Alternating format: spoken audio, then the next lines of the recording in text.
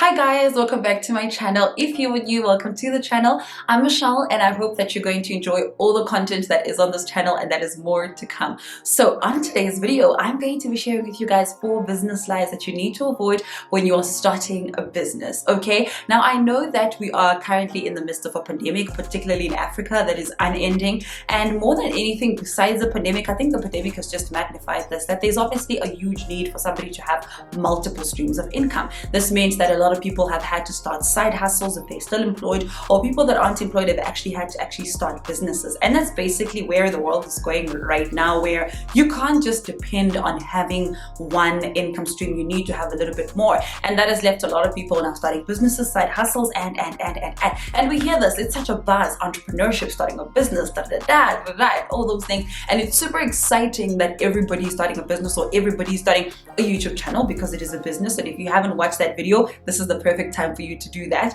You know, if everything you can, there's literally a lot of things that you can monetize and make money off of, and if you treat it as a business, you'd be able to actually grow that and, you know, make an income from there or add an additional income stream.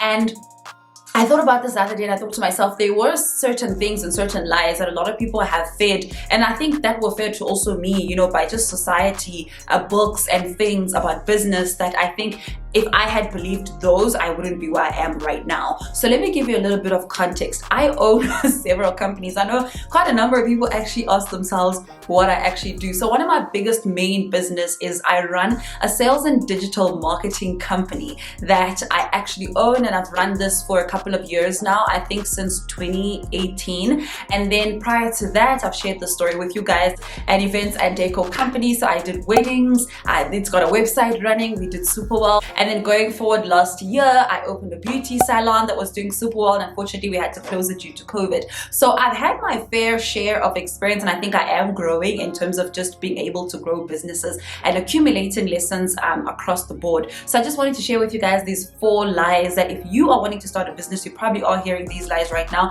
And I just want to dismantle, demystify, whatever the case is, and get rid of them, because we need you to start that business today so you can make that money, honey, okay? Because that is super important, and that's where we are going. If you know anything, and if you've been on this channel, you know that we are just a bunch of winners here, and what we aim to do is just achieve our dreams, you know, nail our goals, maximize our time, and just make sure that we are boss up, and more than anything, just get our sales and marketing and our businesses together. So just a side note, shameless plug, if you are currently running a business, or you don't have, or you are wanting to start a business and you need help in terms of your sales and marketing, I've got quite a lot of content on this channel as well that you can actually have a look at, that I think is just super helpful. So let me now get into these 4 lessons that I actually noted for you guys in this video. The first one is you need funding.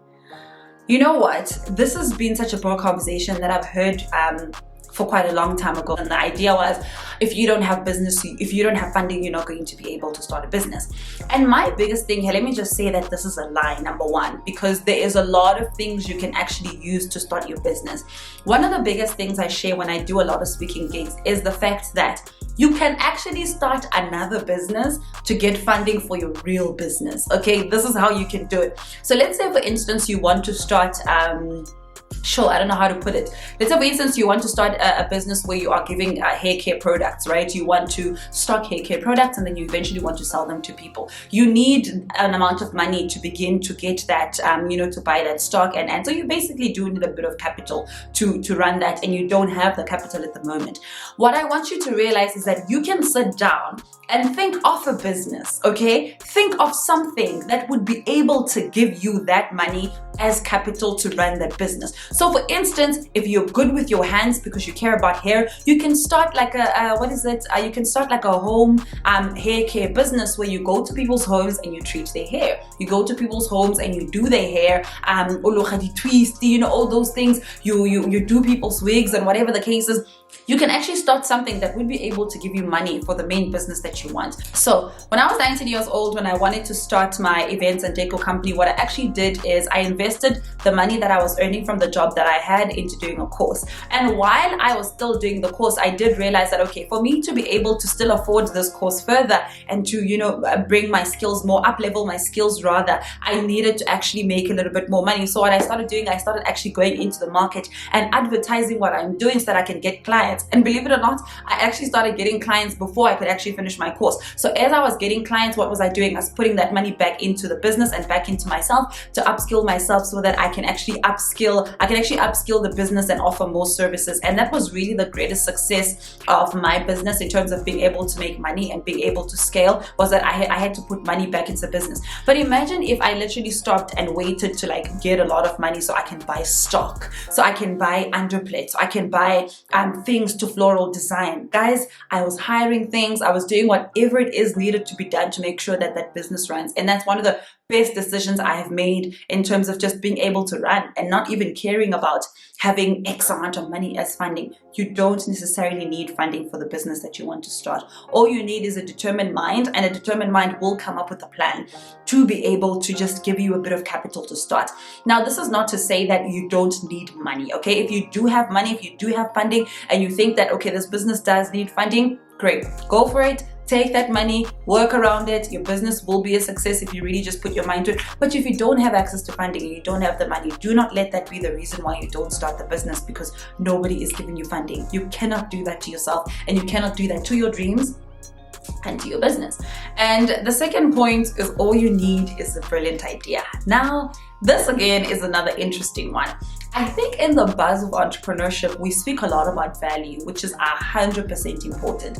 But we also forget to mention that you can have the most valuable idea in the market, but if you don't know how to market it, if you don't know how to sell it, if you don't know how to package it, it is not going to fly, and you are not going to make the money that you want to make. And that is the only truth that we can only share with people. Because I mean, I do remember multiple times when I've had, with my salon, for instance, right? Brilliant idea. I was just like, I had certain specific services that my staff and I were offering, and I was like, nobody offers this, and this is important, and this is why everybody must come to us. But it's not enough. You need to find a way to market that. You need to find a way to sell that. You need to find a way to actually show that to your specific customer. So it is very important that you realize that your brilliant idea is great. It's great that it's new. It's great that nobody does it. But if you're unable to bring it to the market, if you're unable to sell it, that's why I will always talk a lot about sales and marketing. So that's something super important that you need to remember. You need to be able to invest in your sales and your marketing. You need to actually be able to carve out a strategy on how you're going to bring your product to the market, your service to the market, so people can actually buy from you. It's not enough just having a big and great idea, because that's great, but you need to convince people that this is a great idea too. You need to convince people that they need this. You need to present it in a way that is enticing, in a way that makes people be able to choose you compared to your competitors or the other people that are in your market. So that is something you absolutely need to remember.